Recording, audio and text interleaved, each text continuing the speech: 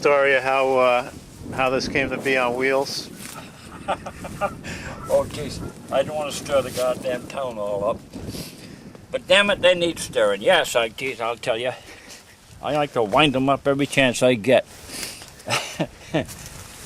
Well, the old corn crib used to be here for generations.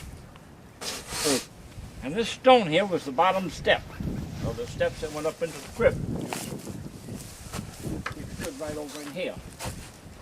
And so I was going to put up a crib. My son said, "Oh, you better check, make sure you can get it from the town. It's all right, get a building permit." I said, "All right."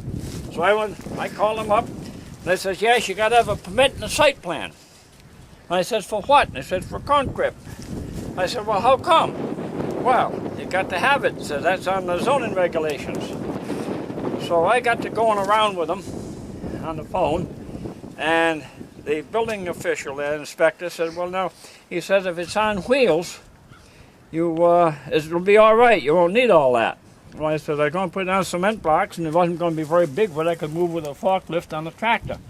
"Well, no, you got to have wheels." So I have a distant cousin that gave me an old landscape trailer, and I cut the sides off and put this on the trailer. And it's